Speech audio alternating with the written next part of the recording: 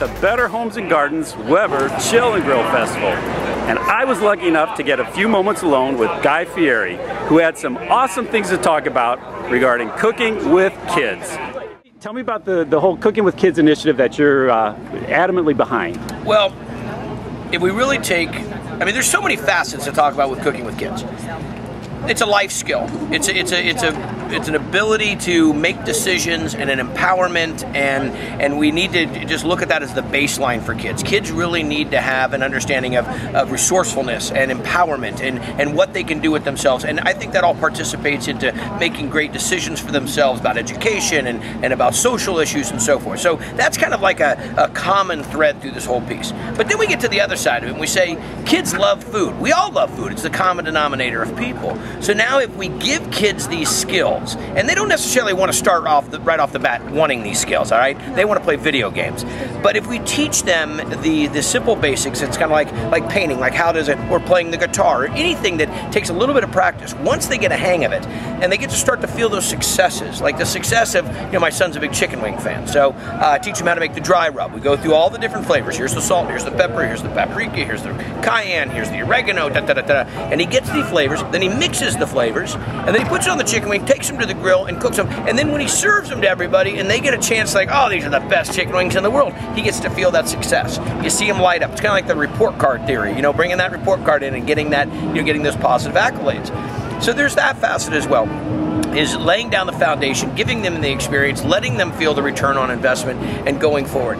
It just continues to escalate. We've got to get this. We've been in processed foods, we've been in ready-to-eat foods, we've been in purchasing food, but the real core involvement that kids can have, working in a garden, picking the vegetables, washing them off, just all of this activity that takes place, it's invaluable. We got to get them making the decisions. I was interviewing a dietitian the other day, and I was telling her about my 16-year-old who's a picky eater, and the first thing she said was, does he grill?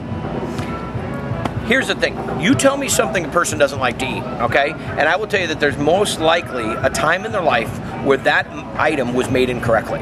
Okay, a lot of people don't like Brussels sprouts. I love Brussels sprouts. I used to hate them. Why? Because I had them when they were boiled to death and they were mush on a plate and they had no flavor and no texture to them, and of course you don't like that. So I think that those are the kind of things that we need to do. We as parents and as adults and as you know, the leading members of the family of the meal idea, we have to start looking at it and saying, okay, if I'm going to make asparagus for the kids, let's figure out exactly how to make the right asparagus. You know, and grilling's a great way. We all are attracted to that flavor and to that texture and to what it creates. And I think it's those little simple techniques and just putting it in your mind's eye, just getting it set as a program of trying to diversify your kids' portfolio of what they're eating, huge. Great advice. Last question, what are you doing for Father's Day with your kids? Father's Day, you know, I don't know what it's going to be. My dad, you know, my mom and dad live next door, so I usually set the tempo of what I'm doing for my dad more so than what my kids are doing for me. It always involves cooking, you know, and it always involves cooking more than we need to. Well, it won't be just one item like, hey, let's do some ribs. Let's do some ribs, let's do some pork chops, let's do some, you know, let's grill some lobster. So it just turns into a zoo, and we'll probably head out to the lake, spend some time on the houseboat, that kind of thing, but it's just spending time together. That's the whole key. Well, thanks for sharing your wisdom, and happy Father's Day. Thank you, brother. Get those kids cooking. Okay.